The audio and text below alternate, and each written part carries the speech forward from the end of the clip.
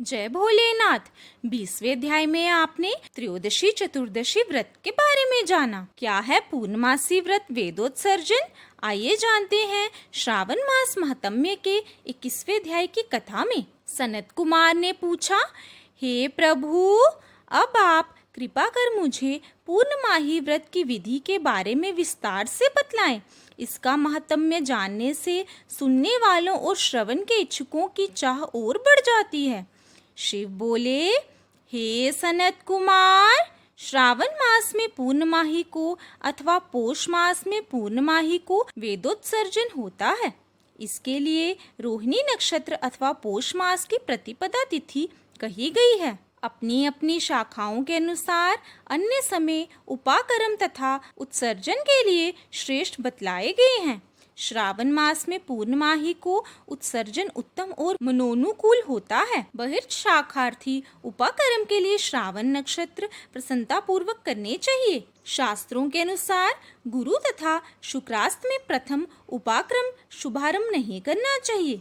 इस अवसर पर ग्रहण अथवा संक्रांति आदि आने पर ये अन्य समय पर करें। हस्त नक्षत्र सहित पंचमी अथवा भाद्रपद मास की पूर्णमाही वाले दिन अपने गुहम सूत्र के मुताबिक उत्सर्जन उपाकर्म करें। मल मास पड़ जाने से उसे शुद्ध पक्ष में ही करें। प्रतिवर्ष इनको नियमानुसार पूर्ण करें। उपाकर्म पूरा होने के बाद द्विजातियों के सामने उनकी सभा में ही स्त्री समादीप समर्पण करें। तब उसे ब्राह्मण अथवा आचार्य को दान में दें। प्रथम तांबा, चांदी अथवा सोने के पात्र में एक सेर गेहूं के ऊपर आटे का दिया रखकर उसे प्रदीप्त कर दें। तेल अथवा घृत से भोग लगाकर 3 बत्तियों और पान के साथ उसे दक्षिणा स्वरूप ब्राह्मण को दान दें। ब्राह्मण तथा दीपक का पूजन करते हुए ये मंत्र बोलें, मैं ये उत्तम समादीप दक्षिणा एवं पान देव देवार्थ दान कर रहा हूँ। इस प्रकार मेरे समस्त मनोरथ पूर्ण हो तथा मुझे पुत्र पौत्र एवं धन संपदा प्राप्त हो, मेरे यश की वृद्धि हो। इस तरह 5 वर्ष तक ये विधि संपन्न करने के बाद उद्यापन करें। इससे देव स्वरूप भी प्राप्त होता है एवं अपने सामर्थ्यानुसार ब्राह्मणों को रुपया, पैसा, धन धान्य भी दक्षिणा स्वरूप दें। शिव बोले, हे सनत कुमार, मैंने तुम्हें सब वृतांत कह सुनाया है। श्रवण कर्म भी उसी रात्रि को करना चाहिए। तब वहां पर सर्प की बलि भी दें।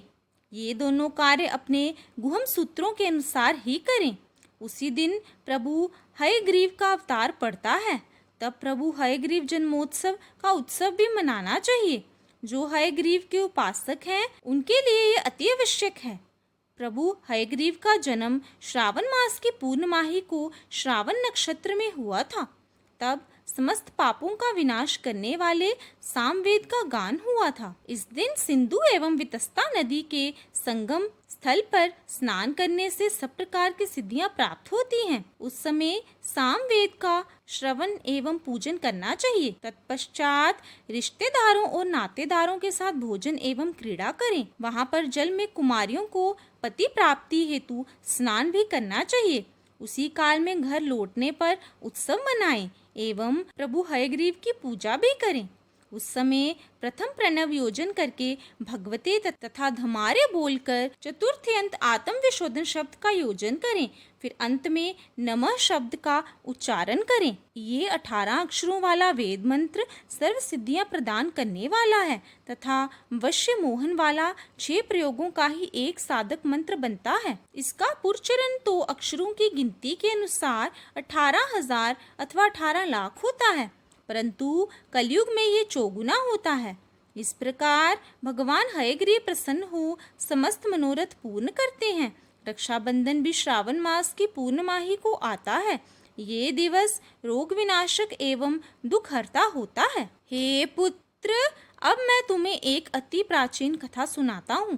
पहले इंद्राणी ने ये व्रत जय सिद्धार्थ इंद्र के लिए किया था। हे पुत्र, उस समय देवताओं और असुरों के मध्य 12 वर्ष तक घोर संग्राम हुआ था। इंद्राणी ने इंद्र को युद्ध में थका जानकर स्वयं रक्षा करने का वचन दिया। उसने पूर्णमाही को शुभ मानकर उस दिन मंगलादि के बाद अपने पति के हाथ में रक्षा कवच धारण करवा दिया था। इंद्र ने भी वह कवच धारण कर ब्राह्मणों के सहयोग में स्वस्ति वाचन के बाद अपनी सेना सहित राक्षसों पर धावा बोल दिया। देखते ही देखते सुरों ने असुरों को पराजित कर विजय प्राप्त की। शिव बोले, हे पुत्र, मैंने तुम्हें रक्षा कवच का प्रभाव भी कह सुनाया है। ये सुखदायक, आरोग्यवर्धक एवं धन प्रदाता होता है। ब्रह्मापुत्र ने पूछा, हे प्रभु, ये रक्षाबंधन पर्व किस विधान, किस समय और किस तिथि को मनाना चाहिए? इस पर भगवान बोले, हे वत्स, ये पर्व श्रावण मास की पूर्णमाही को आता है। अतः उस दिन प्रातः स्नान आदि से निवृत्त होकर ध्यान करना चाहिए। सायंकाल पूजन के पश्चात पितृ, देव और ऋषि का तर्पण करें। स्वर्ण पात्र की सुरक्षा बनवाकर उसे सोने के धागे से बांधकर मोतियों की माला से विभूषित कर उसे सरसों व चावलों के भीतर रखकर सुंदर बनाएं। उस स्थान पर पहले कलश रखकर पूर्ण पत्रों के द्वारा उसे रक्षित करें। अपने समस्त सगे संबंधियों के साथ वहां बैठकर गायन वादन का श्रवण करें। तब ये मंत्र उच्चारित करें, अपने आपने महाप्रतापी राजा बलि को जिस बंधन में बांध दिया था, अब उसी से मैं आपको बांधता हूँ। अतः हे रक्षे, अब आप ना चलें, कभी ना चलें। क्षत्रिय, वैश्यों और शूद्रों को भी पहले ब्राह्मणों का पूजन करके ही रक्षाबंधन पर्व मनाना चाहिए।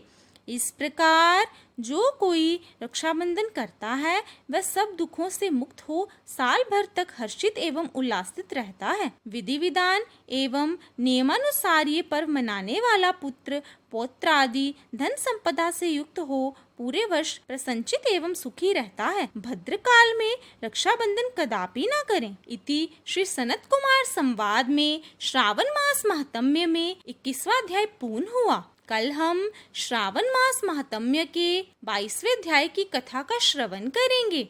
अगर आपको ये कथा अच्छी लगी हो तो वीडियो को ज़्यादा से ज़्यादा शेयर करें, लाइक करें, कमेंट करें और अपने चैनल भक्ति परंपरा को सब्सक्राइब करें।